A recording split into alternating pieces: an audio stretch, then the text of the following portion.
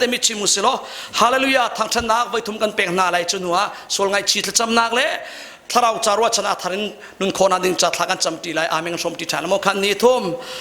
hallelujah hallelujah hallelujah hallelujah boy pa ka boy pa kai long hi volei chunga boy pa chuban tukin boy pa volei tla chuang me cha ningarak selo sia boy pa ka thein than cha kai lo boy pa tuan ei me ding i boy pa kan male umnak chiwa boy pa eyo kan nei te ka rugo kan nei te ka manok tang ka kan nei re thun ko na nin nang am dik me selo sia boy pa ka thein than cha kai lo boy pa tak sa chalo ni ruat sani nang mabia tu silo ding ahin boy pa na bia ni athal so man swara kalpi tu boy pa kai lo luru tlang lam lei an ki bolei tu na no chan mi chu so na bia ni mai chi boy pa sung sang nu nak so dik tua boy pa na ra tes on our lord hallelujah amen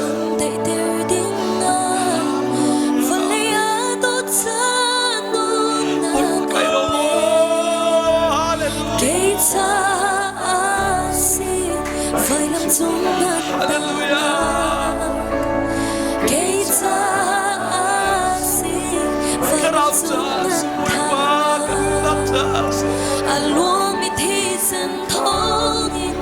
let your king come. God out the ilo ano Koro her asi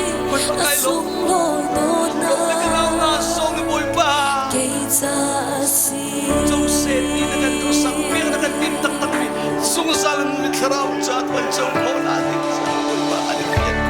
Minung ruwa na dito ako Misual kan si Kauriliyawati Tagsatin mong karaw zomi Amduk na agmafuan togi Damnaking sukan butsang Susitsas kung salakan salay Keita asi Vailam sungan taman Keita asi Vailam sungan tanan Alua mitisen tongin Ngay chiam na king kamu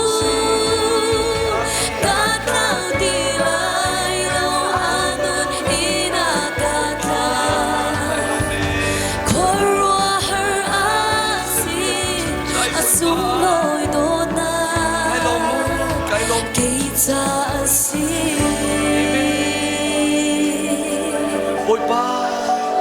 kai lo amen ka boy pa na mi tham that nong ko se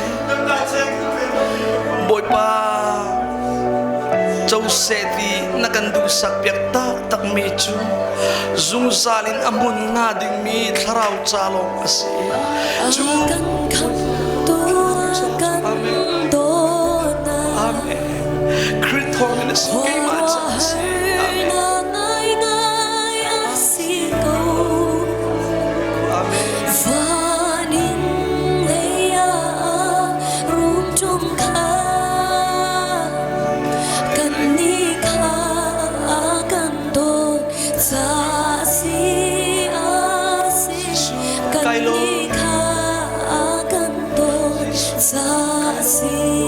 Amen.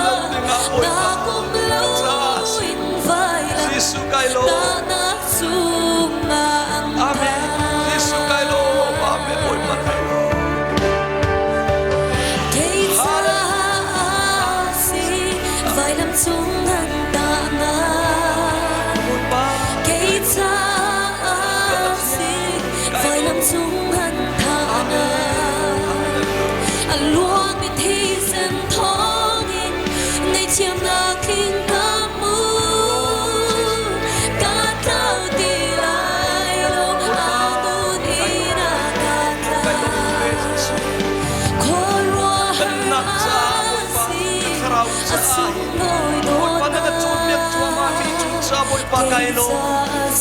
บอยป้าก็ใจนักตัวเมียจะไกลโลกันใจ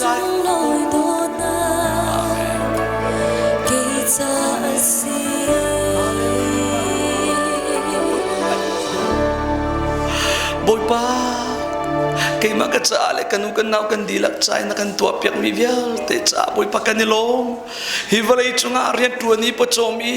chowang ngay ni pon truki ay ledin mendi nga na kan sermi na kan koaw mi asalo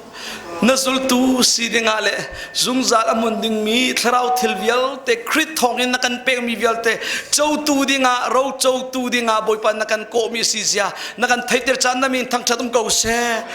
volay minung nanihin volay nunning yan nun bantungin ka zoom tu ulen naw na nihin chun nabiya ngay mi lai mi kanung kan naw vyal tenan volay kalningin nun ve tiraw di nga an thlaraw mit siyaw on pek ko boy pa chow seti na du mi thlaraw raw thil tu chow du nakin thlaraw cha tuwa anung minanung sultuwa sitir ko boy pa kanilom sumpalingan upat thang na vyal te boy pa nang makan pek lom na bet sim to kam tu isu ni min thakan champathian nandila boy ba thara chop pek ko se kan chan cher ma ko chunga pek thal lai mo kai lom